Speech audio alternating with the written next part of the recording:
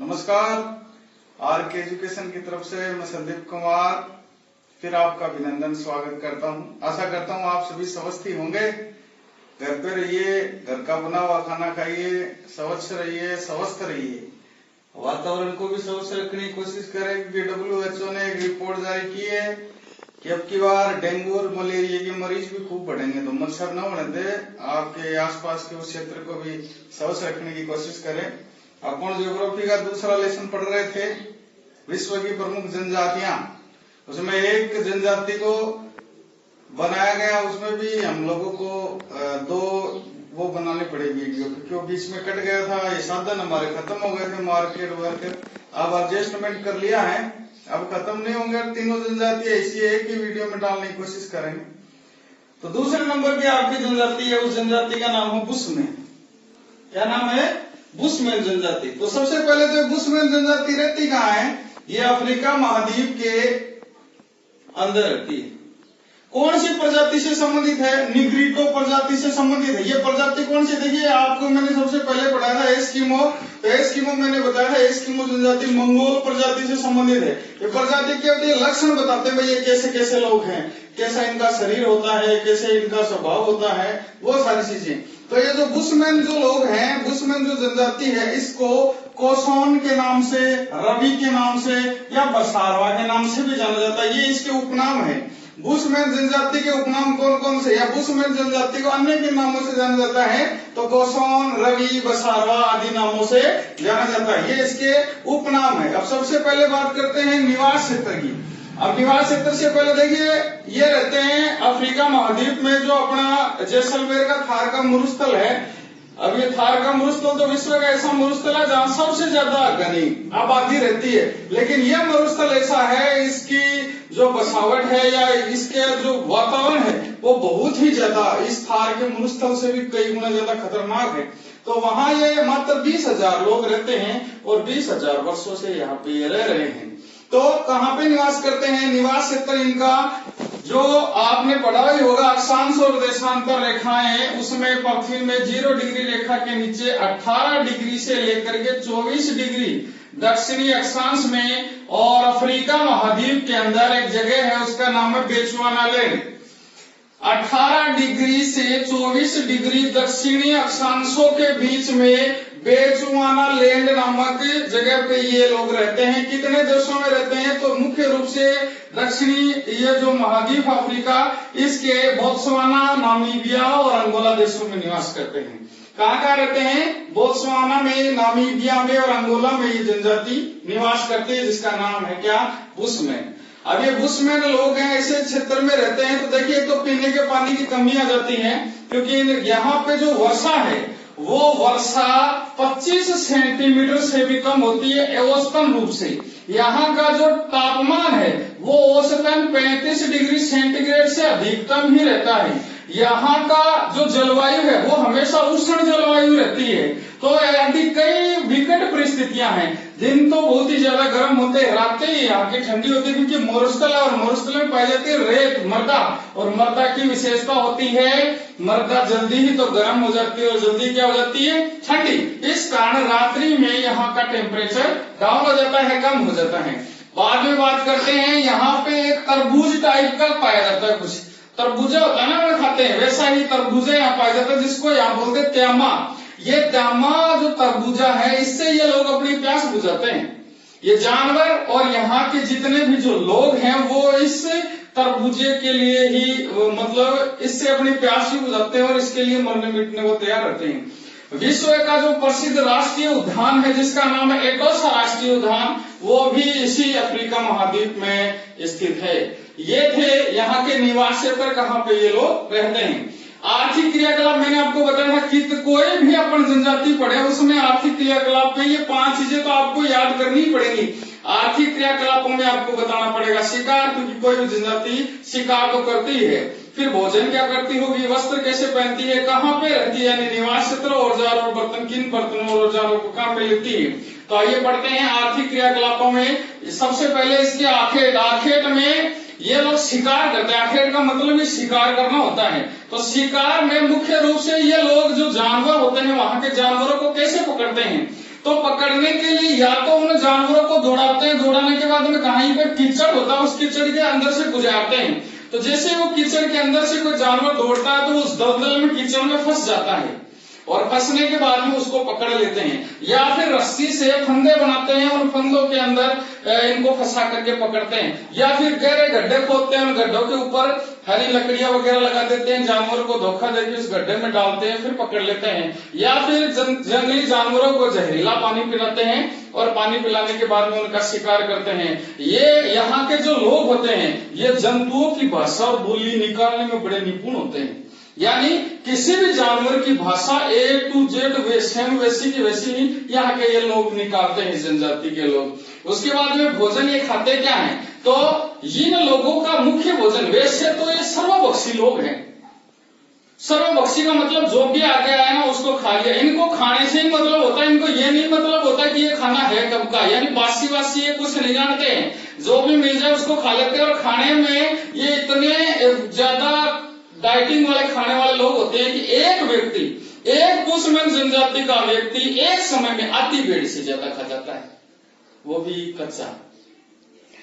और जो भी जानवर जिसका भी शिकार करते हैं उस जानवर के हर पुर्जे को ये लोग काम में लेते हैं। जैसे जिराफ को इन्होंने मार गिराया तो जिराफ का मांस ये लोग खाएंगे।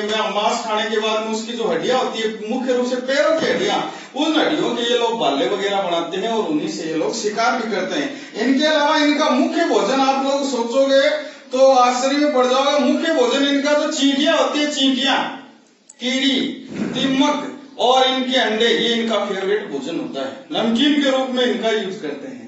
और आगे मछली, पौधों की जड़ें, बेर होते हैं ना, बेर और शहद, ये भी इनके भोजन में थोड़े बहुत सम्मिलित होते हैं। आगे वस्त्र ये पहनते क्या, तो कुछ नहीं पहनते हैं। ज्यादातर लोग तो जैसे भगवान ने पैदा किया वैसे होते हैं, लेकिन ज्यादातर जो पहनते हैं वो स्त्रियां एक विशेष प्रकार का वस्त्र पहनती है जिसको बोलते चोंगा या बोलते क्रोस। ये बिस्तरबंद होता है। बिस्तरबंद का मतलब है इसी को तो लपेट लेती है, यानी पहन लेती हैं, फिर इसी के वो रात को समय सोते समय नीचे बिछा लेती हैं और इसी के ऊपर सो जाती हैं। और या फिर जैसे मान लो निकलना हो, कहीं दूसरी जगह जाना हो तो इसी जो ये चोंगा है इसी के अंदर अपने बच्चे को लपेट लेती हैं, और जो बर्तन इनके पास होते हैं वो भी उसमें लपेट के आगे चले जाते हैं। तो ये हर प्रकार की सुविधा देता है ये चोंगा।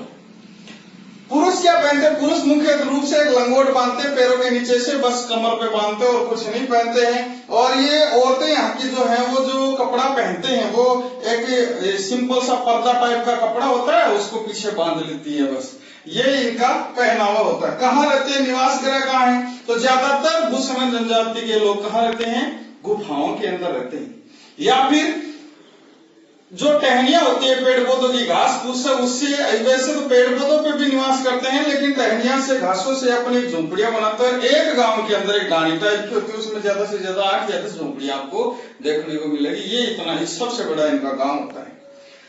और इसके बाद में औजार बर्तन क्या काम में लेते हैं, तो अपन जो बर्तन का जो तीर कमान है, यानी जो साधारण जो औजार होते हैं वो ये लोग काम में लेते हैं। तीर कमान है, भाला है, बर्छा है, नुकीला डंडा है, अग्निदंड है, विष भुजे यंत्र, यानी ऐसे नुकीले वो होते हैं तीर जिनके आगे क्या लगा हुआ होता है, जहर लगा हुआ होता है। या शुतुरमुर्ग या जिराफ के पैरों से बने हुए, हड्डियों से बने हुए जो होते हैं तीर, जो तीर टाइप का बना लेते हैं उनको काम में लेते हैं। और इनकी खास बात ये है, एक बुशमैन जनजाति का आदमी जो वार करता है तो शिकार 60 मीटर दूर होता है उसको भी डायरेक्ट जाके निशाना लगता है। अब 60 मीटर को 250 गुना कर देना, कितने फुट दूर ये तक ये वार करते हैं। आगे इनका समाज और संस्कृति कैसी है, तो इनके प्रमुख 2 देवता हैं। एक कौन सा देवता जो पूर्व में निवास करता है, एक कौन सा देवता जो पश्चिम में निवास करता है। ये 2 देवताएं इनके हैं, और ये 2 देवताएं क्या करते हैं, मुख्य रूप से इनको बचाते हैं बीमारियों से। और इसके अलावा ये लोग इन एक बनाते पेंटिंग, जो चट्टानों पे बनी हुई पेंटिंग होती है, ये पेंटिंग विश्व में प्रसिद्ध होती है, ये इनकी खास बात है भाई। आगे वातावरण के साथ में कैसे समायोजन करते हैं, तो वातावरण के साथ में समायोजन तो आपको पता ही रहना है। ये लोग जीवित रहने में बड़े ही, इनकी चेतना बड़ी शक्तिशाली होती है, यानी यहाँ के ये जो बुशमैन जनजाति के लोग हैं ये थोड़े से सामान से और अपना लंबा जीवन निकाल लेते हैं। बच्चे बहुत ही कम पैदा करते हैं, बहुत ही, इसीलिए इनकी जनसंख्या बहुत कम है। और जब अकाल पड़ जाता है तो अकाल की स्थिति में यहाँ की जो औरतें होती है वो गर्भ धारण करना बंद कर देती हैं। और इसके अलावा जब ये लोग शिकार करते हैं तो शिकार करते समय ये लोग ये ध्यान रखते हैं कि अपन जिस जीव को, जिस जानवर को मार रहे हैं, कहीं वो मादा तो न हो, कहीं वो ऐसी माँ तो नहीं हो जिसके बच्चे हो या जिसके बच्चे होने वाले हो, या कोई छोटा बच्चा तो नहीं। यानी बच्चों और मादाओं के ऊपर विशेष रूप से ध्यान देते हैं, उनको ये लोग मारते नहीं है। दूसरा, जिस भी जानवर को ये लोग शिकार करके पकड़ के लाते हैं उसकी एक एक चीज को ये लोग काम में लेते हैं। एक एक चीज को काम में लेने का मतलब है कोई भी ऐसी चीज ये काम में नहीं लेते जिससे प्रकृति किसी प्रकार से प्रदूषित हो। ये लोग बहुत ही कम अग्नि जलाते हैं, बहुत ही कम धुआं उस अग्नि से निकले, ऐसी ये लोग कोशिश करते हैं। पर्यावरण को साफ और स्वच्छ बनाए रखने में इन लोगों की बहुत ही महत्वपूर्ण भूमिका होती है। और लास्ट टॉपिक है भाई, अब इनके जीवन में क्या नया विचार आ रहा है, क्या परिवर्तन आ रहा है। तो जो अफ्रीका के, वैसे तो आपको पता ही अफ्रीका के जो देश है अभी भी विकसित राष्ट्र ही है, फिर भी वहां की गवर्नमेंट प्रयास कर रही है इन लोगों को जो ओरिजिनल टाइप का जीवन होता है उसमें लाने के लिए प्रयासरत है। और ये लोग भी मुख्य रूप से सरकार से जुड़ने के बाद में कुछ इनमें जरूर सुधार आया है, परंतु अभी इतना सुधार यहाँ पे नहीं आ पाया है। ये आपकी जनजाति थी बुशमैन जनजाति। कुछ समझ में नहीं आए तो आप पर्सनल मेरे को पूछ सकते हैं। और अगली जनजाति अपन पढ़ेंगे भील जनजाति। तीसरी जनजाति इस लेसन की भील जनजाति। तो भील जनजाति से तो आप सारे लोग लगभग परिचित ही हो, फिर भी देख लेते हैं इसके बारे में भी। भील जनजाति जो है वो जनसंख्या की दृष्टि से, मैंने बोला है जनसंख्या की दृष्टि से राजस्थान की, जनसंख्या की दृष्टि से राजस्थान की दूसरी सबसे बड़ी जनजाति। भील जनजाति जनसंख्या की दृष्टि से राजस्थान की दूसरी बड़ी जनजाति। तो पहली कौन सी है? पहली है मीणा। राजस्थान में सबसे ज्यादा कौन सी जनजाति के लोग हैं? मीणा जनजाति की। अब इन भीलों की एक विशेषता है, पर्वतों पे ये भील दो प्रकार से रहते हैं। एक तो वो भील जो ऊंचे ऊंचे पहाड़ों पर रहते हैं। देखिए जनजाति तो दुर्गम क्षेत्रों में निवास करेगी, ये तो स्वाभाविक सी बात है। अब दुर्गम कहाँ होते हैं? पर्वतों पे, पठारों पे रहने वाले लोग। तो पर्वतों पे जो भील रहते हैं उन भीलों को कहते हैं पालवी। पैसे पर्वत, पैसे पालवी। पर्वतों पे रहने वाले भीलों को क्या कहते हैं? पालवी। और मैदानों में रहने वाले भीलों को कहते हैं वागड़ी। पर्वतों पे निवास करने वाले भीलों को पालवी कहते हैं और मैदानों में निवास करने वाले भीलों को क्या कहते हैं? वागड़ी कहते हैं। भारत में ये तीसरे नंबर की सबसे बड़ी जनजाति है। तो भारत की सबसे बड़ी जनजाति कौन सी है? तो उसका नाम है संथाल। संथाल के बाद में गोंड। ये गोंड अभी चौथे नंबर की जनजाति, इसको भी अपन पढ़ेंगे। और तीसरे नंबर की कौन सी है? भील। अब भील शब्द की उत्पत्ति है वो द्राविडियन भाषा के बिल्लू से हुई है। भील शब्द द्राविडियन भाषा के किस शब्द से बना है? बिल्लू शब्द से। भील शब्द द्राविडियन भाषा के बिल्लू शब्द से बना है जिसका अर्थ होता है तीरंदाज।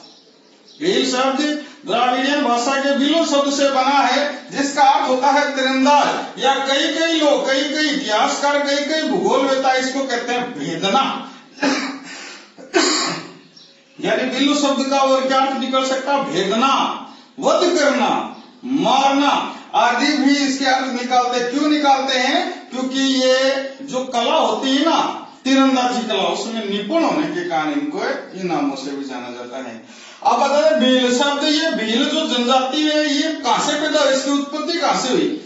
तो बताते हैं भीलों की उत्पत्ति महादेव शिव भगवान का एक पुत्र थे निषाद। शिव भगवान के पुत्र निषाद हैं, उन निषादों से, यानी निषाद की संतानें हैं ये भील। कैसे हुई? शिव भगवान का पुत्र निषाद था। उस निषाद ने महादेव के जो, जिसको बोलते हैं ना वाहक, नंदी बैल था एक महादेव का, जिसके ऊपर बैठ करके वो घूमते हैं, उस बैल को इसने मार दिया निषाद ने। तो क्रोधित होकर के महादेव ने इनको वो वनवास टाइप का दे दिया, बोला जाओ पहाड़ों में जाकर के वहां निवास करते, पर्वतों में रहने लगे। रहने के बाद में ये जनजाति निकली जिसका नाम है भील जनजाति। महाभारत काल में इस भील जनजाति का संबंध बताया जाता है एकलव्य से। एकलव्य लड़का था कुंती का ही था क्या? वो जो उसके शिष्य गुरु थे ना द्रोणाचार्य से, वो शिक्षा लेने के लिए आया था, द्रोणाचार्य ने शिक्षा दी नहीं, वो एकलव्य। अब ये मेरे कंफ्यूजन हो गए यहाँ पे। पर ये जो एकलव्य था, इसकी जो बात है वो ये बताया बिल्हो का लड़का था। रामायण काल में इसका संबंध बताया जाता सबरी से। सबरी कौन थी? बिल्हो की एक औरत थी। जब भगवान राम की पत्नी को रावण उठा के ले गया तो राम और लक्ष्मण ढूंढते ढूंढते जा रहे थे, तो ये सबरी वहां पे इंतजार कर रही थी। दंडनायक वन था एक उस वन के अंदर, और काफी पहले से उसको पता था कि मेरे राम एक दिन आएंगे और वो मेरे हाथों से बने जो हाथों से बेर खाएंगे। बेर कौन से झाड़ियों के बेर? उनको वो पहले अपने मुंह में लेके चखती थी, भाई मीठा है, खा रहा है। तो बेर जो मीठा होता है वही भगवान राम के लिए रखती, यानी सबरी के झूठे बेर खाए थे भगवान श्री राम ने।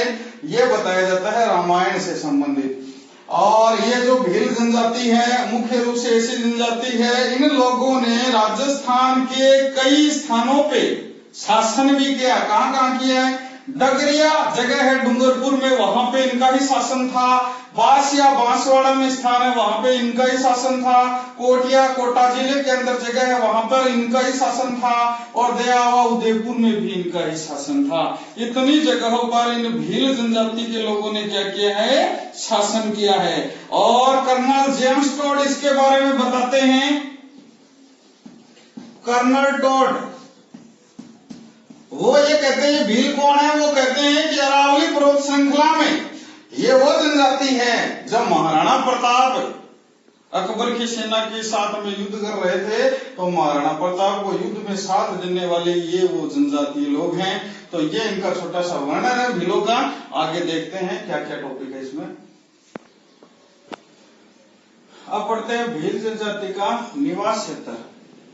कहाँ निवास करती है? तो पहाड़ों में निवास करती है, कठोर वातावरण वाले क्षेत्रों में निवास करती है। तो भारत में मुख्य रूप से 4 राज्यों में निवास करती है, और राजस्थान, मध्य प्रदेश, महाराष्ट्र और गुजरात। और इनमें जो पहाड़ियां हैं, अरावली पहाड़ियां, विंध्याचल पहाड़ियां और सप्तपुड़ा की जो पहाड़ियां हैं, उन पहाड़ियों के ऊपर ये जनजाति निवास करती है। अभी मैं आपको बता रहा था भाई, महाभारत का संबंध एकलव्य से है। एकलव्य एक राजा थे उस समय, हिरण्यधनु। महाभारत काल में हिरण्यधनु निषाद नाम के राजा थे, उनका ही बेटा था एकलव्य। निषाद क्या होता है? मनुस्मृति के अनुसार जिसका पिता ब्राह्मण हो और माता शूद्र हो, पिता ब्राह्मण माता शूद्र, ऐसे वर्ण से उत्पन्न जो संतान होती थी उसे निषाद कहते थे। तो जो हिरण्यधनु निषाद था, उसके ये पुत्र था एकलव्य। तो उसका संबंध इस जनजाति से बताते हैं। राजस्थान में मुख्य रूप से ये जनजाति डूंगरपुर, बांसवाड़ा, उदयपुर। देखो मैंने आपको बताया था भाई, बांसवाड़ा में कौन सा स्थान? बांसनी। उदयपुर में दोआ आदि स्थानों पे इन्होंने क्या किया था? अपना शासन किया था। चित्तौड़ में महाराणा प्रताप की सेना के साथ में भी ये लोग रहे थे। और डूंगरपुर में डूंगरिया नामक जगह पर भी इन लोगों ने क्या किया था? अपना शासन वहां पे किया था। क्या करते हैं ये लोग? आर्थिक क्रियाकलाप। वही 5 बातें आपको बतानी। सबसे पहले आखिर शिकार। तो मुख्य रूप से ये लोग शिकार करने में तो पारंगत होते ही हैं। इनका नाम भी भील शिकार से पड़ा है। लेकिन वर्तमान में क्योंकि राजस्थान सरकार हो चाहे भारत की सरकार हो, उन लोग इन्होंने शिकार पे प्रतिबंध लगा दिए। लुक छिप करके फिर भी ये लोग शिकार तो करते ही हैं, लेकिन मुख्य रूप से शिकार की बजाय ये लोग कृषि करने लगे हैं। और इन भीलों के 80% तक की जो जनजाति के जो लोग हैं वो ज्यादातर कृषि करते हैं। और कृषि जिन क्षेत्रों में पहाड़ी क्षेत्र है, जहां पर अभी तक रोक नहीं है, वैसे तो देखो खत्म हो गई जूमिंग कृषि। जूमिंग कृषि क्या होती है आपको बताइए? जूमिंग कृषि किसे कहते हैं? किसी स्थान पे वहां जाकर के उस क्षेत्र को पूरे को साफ करना, लकड़ियों को काटना, उनको जला देना, 2-3 वर्ष तक वहां कृषि करना, फिर उसको छोड़ करके जैसे अनुपजाऊ होती है दूसरी जगह पे जाके वो कृषि करना। लेकिन वर्तमान में ये चीजें होना बंद हो गई। फिर भी ये लोग जो कृषि करते हैं, तो पहाड़ी क्षेत्रों पे जो लोग जूमिंग कृषि करते हैं, उस कृषि को कहते हैं चिमाता। क्या कहते हैं? ये जूमिंग कृषि का नाम। पर्वतों पे भीलों के द्वारा की जाने वाली कृषि को किस नाम से जाना जाता है? चिमाता। और मैदानों में भीलों के द्वारा जो कृषि की जाती है, उस कृषि को किस नाम से जाना जाता है? दजिया। मैदानों में बिलों द्वारा की जाने वाली कृषि को दजिया कहते हैं, और पर्वतों पर करने वाली की जाने वाली कृषि को क्या कहते हैं, चीमाता। ये दोनों ही कृषि कौन सी कृषि है, झुम्मी कृषि के प्रकार है। भोजन में ये लोग क्या खाते हैं, तो इनका मुख्य भोजन होता है मक्का, मक्का की रोटियां, और ये लोग मुख्य रूप से खाते हैं। लेकिन जब कोई उत्सव होता है, कोई प्रोग्राम होता है, कोई त्योहार होता है, कोई पर्व होता है, तो उन उत्सवों पे ये लोग चावल और लापसी बनाते हैं। मुख्य रूप से मक्का खाते हैं, उत्सवों पे क्या बनाते हैं, चावल और लापसी बनाते हैं। और वैसे देसी खाने में जैसे पूरा मारवाड़ खाता, सभी पूरा राजस्थानी खाता है, छाछ और आटे से, बाजरे के आटे से जो राबड़ी बनाते हैं, और राबड़ी छाछ भी इनका मुख्य भोजन में आता है। ये लगभग ही लोग मांसाहारी होते हैं, बहुत ही कम लोग शाकाहारी होते हैं, बाकी लगभग मांसाहारी होते हैं, और लगभग शराबी भी होते हैं। महुआ एक पौधा होता है, महुए के पौधे से बनी हुई शराब ये लोग उत्सवों में और अनेक प्रकार के जो भी इनके प्रोग्राम होते हैं उन सब में पीते हैं, और वैसे भी डेली भी ये पीते ही रहते हैं। ये महुआ से बनी हुई शराब पीते हैं। वस्त्र क्या पहनते हैं, तो आजादी से पहले तो ये लोग कम ही वस्त्र पहना करते थे, लेकिन वर्तमान में आपको पता ही है भील जनजाति ने प्रोग्रेस किया है और लोगों के साथ के संपर्क में भी आई है। तो वर्तमान में इनका पुरुषों का जो पहना हुआ है वो कमीज है, धोती, साफा, पैंट शर्ट यही है, और स्त्रियों का पहनावा घाघरा, लुगड़ी, कांसली ये लोग पहनते हैं। यहाँ की जो लड़कियां होती हैं, ये लड़कियां घाघरा और लुगड़ी पहनती है इनकी। और मुख्य रूप से ये लोग जो अनेक प्रकार के आभूषण पहनते हैं, यहाँ हाथों में, यहाँ गले में तागड़ी, तो वो चांदी के, पीतल के, निकल के बने हुए, धातु से बने हुए अनेक प्रकार के आभूषण पहनती हैं। और लड़कियां जो होती हैं वो लाख या कांच की बनी हुई चूड़ियां होती हैं, उन चूड़ियों को ऊपर तक पहनते अपने आप को सजाती हैं।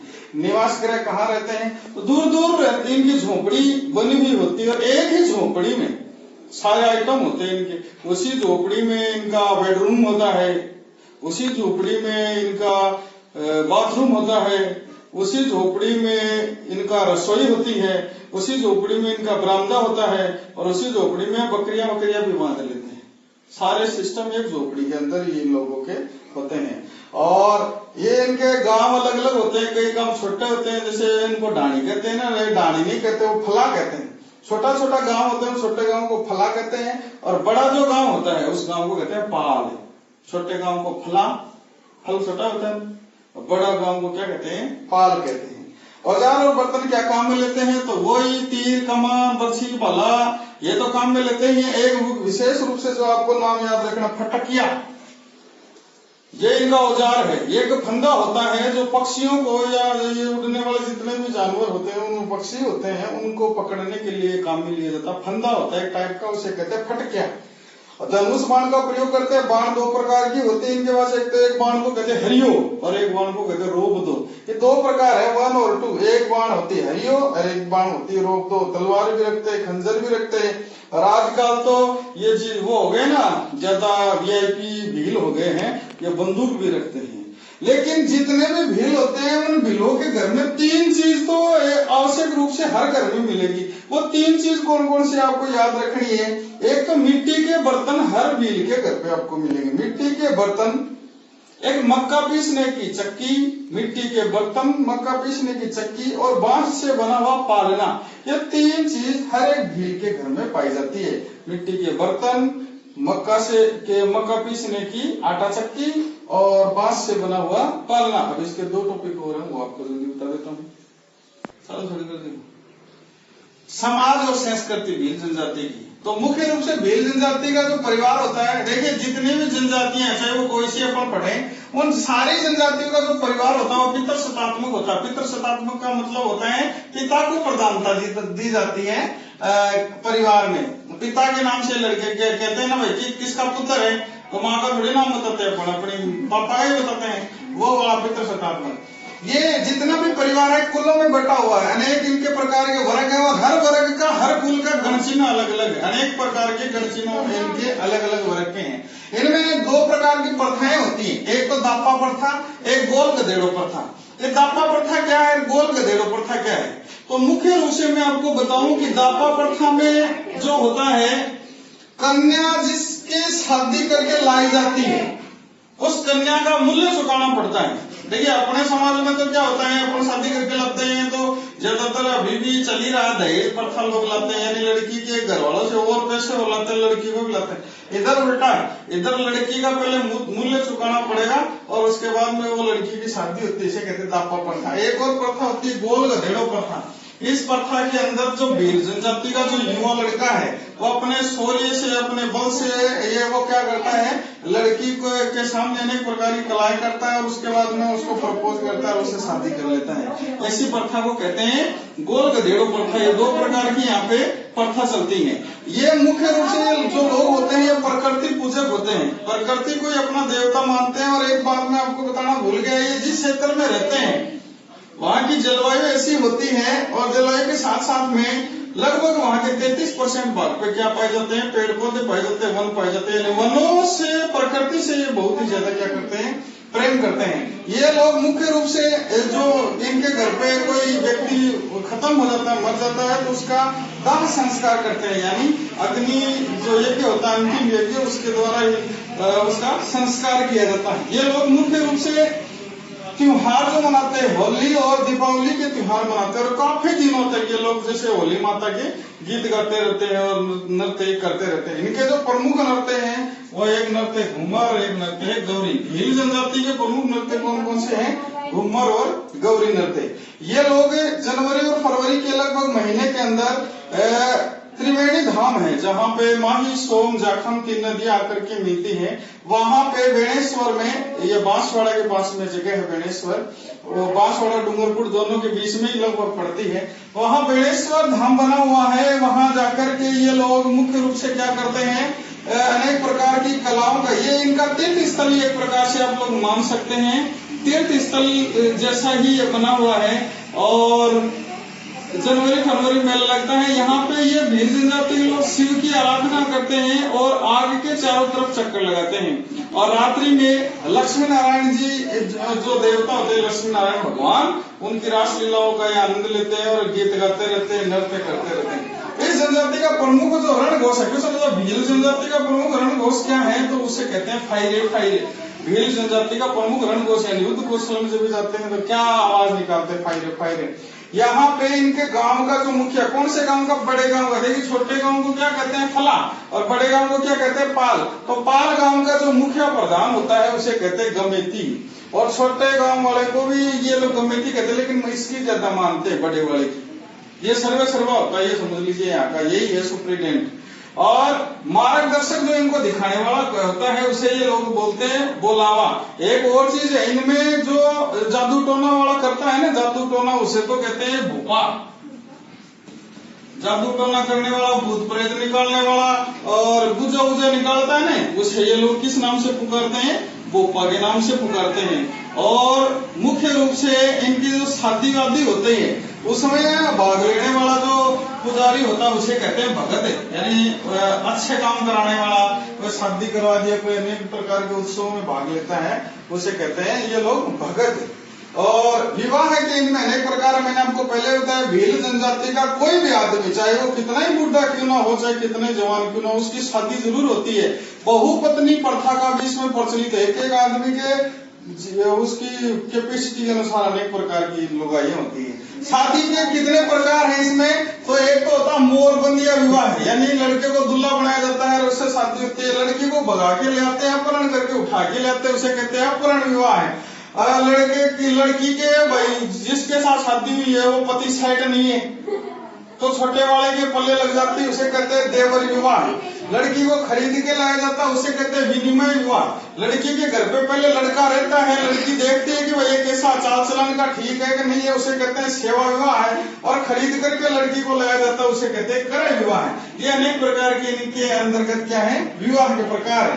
लास्ट है आधुनिक संस्कृति से संबंध। वर्तमान में ये लोग आधुनिक संस्कृति से कैसे संबंधित है, तो आप सब लोग इस जनजाति को भी जानते हो और ये भी जानते हो कि ये जिन क्षेत्रों में रहते हैं वहाँ पे अस्पताल खुल चुके हैं, वहाँ पे अनेक प्रकार की स्कूलें खुल चुकी हैं और वहाँ पे परिवहन के साधन विकसित हो चुके हैं। तो ये लोग जो युवा वर्ग है इस जनजाति का, वो मेहनत मजदूरी करने लगा है, बाजार से संपर्क होने लग गए हैं। तो इस प्रकार से ये युवा वर्ग है धीरे धीरे परिवर्तित हो रहा है, बदल रहा अपने पुराने कामों को छोड़ करके, और काफी ज्यादा इनमें परिवर्तन हुए हैं। अनेक प्रकार की सुविधाएं ये लोग ले रहे हैं। आधुनिक संस्कृति के संपर्क में आने से इनकी जीवन शैली में बहुत ही ज्यादा परिवर्तन आया है। ये संपूर्ण जनजाति थी, भील जनजाति। अब आगे लास्ट जनजाति पढ़ते हैं, गौड़ जनजाति। इस लेसन की लास्ट जनजाति है, इसका नाम है गौड़ जनजाति। इसे कोरटूर या कोल जनजाति के नाम से भी जाना जाता है। कोरटूर जनजाति, कोल जनजाति, ये खुद ही कहते हैं अपने आप को। गौड़ जनजाति के लोग इस स्वयं को कोरटूर या कोल भी कहते हैं। ये विश्व की सबसे बड़ी जनजातीय समूह है। सबसे ज्यादा जनसंख्या में विश्व में किस जनजाति के लोग पाए जाते हैं? तो गौड़ जनजाति। दूसरे नंबर पे संथाल जनजाति, तीसरे नंबर पे भील जनजाति। राजस्थान में सबसे ज्यादा किस जनजाति के लोग रहते हैं? मेणा जनजाति।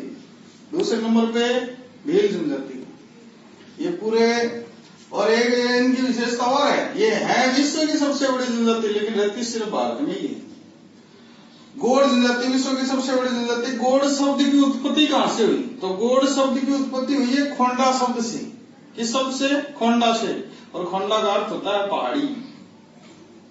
गौड़ शब्द की उत्पत्ति खोंडा शब्द से हुई है। खोंडा का अर्थ होता है पहाड़ी। अब देखिए 18वीं शताब्दी तक इन लोगों का खुद का साम्राज्य था, खुद ही राजा हुआ करते थे। लेकिन उसके बाद में जैसे मराठों का प्रभुत्व खत्म समाप्त होता है, मराठों का प्रभुत्व शुरू होता है, तब इनका प्रभुत्व समाप्त हो जाता है। मराठों से भागने लग जाते हैं, छुपने लग जाते हैं, और फिर ये अपने पर्वतों को चुनते हैं, फिर उन पर्वतों में पहाड़ों में छिप करके रहने लग जाते हैं। 18वीं शताब्दी तक ये भारत के अंतर्गत मुख्य रूप से 4 जगह पे ये रहते थे। अपने 4 इनके साम्राज्य थे। कौन कौन से थे? गढ़ साम्राज्य, मांडला साम्राज्य, चांदा साम्राज्य, खंडेला। गढ़ साम्राज्य, मांडला, चांदा और खंडेला, ये 4 प्रमुख साम्राज्य इनके खुद के थे। लेकिन 1940 के बाद में जैसे ही मराठों का प्रभुत्व शुरू हो जाता है, मराठों के साथ में इनका युद्ध होने लग जाता है, तो युद्ध में ये कमजोर होने लग जाते हैं और जाकर के फिर पर्वतों में छुपने लग जाते हैं। कमजोर होने लग जाते हैं तो कहाँ छुपने लग जाते हैं? पर्वतों में। कहाँ कहाँ निवास करते हैं? तो मुख्य रूप से बैकाल की पहाड़ियों में, सतपुड़ा की पहाड़ियों में जो मध्य प्रदेश में है, सोन देवगढ़ की पहाड़ियां, बस्तर का पठार आदि छत्तीसगढ़ में है, उच्च भूमि और गढ़जत की पहाड़ियां, ये इतने राज्यों में निवास करते हैं। मध्य प्रदेश, तेलंगाना, छत्तीसगढ़, असम, महाराष्ट्र आदि राज्यों में कौन सी जनजाति पाई जाती है? गौड़ जनजाति के लोग। अब इन पर्वतों की औसतन ऊंचाई कितनी होगी? ये ज्यादातर देखिए दक्षिण पठारी का ही ज्यादातर भाग इसमें आता है, और इसमें निकलने वाली कई नदियां भी हैं। इसमें नर्मदा और ताप्ती का आपने सुना होगा नाम, जो अरब सागर में गिरने वाली दक्षिण भारत की सबसे महत्वपूर्ण नदियां हैं, नर्मदा और ताप्ती। और बाकी नदियां कहाँ गिरती है दक्षिण भारत की? बंगाली खाड़ी में अपना जल डालती है, जिसमें महानदी, गोदावरी, कृष्णा, तुंगभद्रा आदि नदियां भी हैं। तो औसतन ऊंचाई इन पहाड़ों की 600 से 900 मीटर तक एवरेज है ऊंचे, बाकी इनसे ज्यादा भी इनकी ऊंचाई है, लेकिन एवरेज रूप से 600 से 900 मीटर तक है। निकलने वाली मुख्य नदियां नर्मदा, ताप्ती, सोन, महानदी, गोदावरी और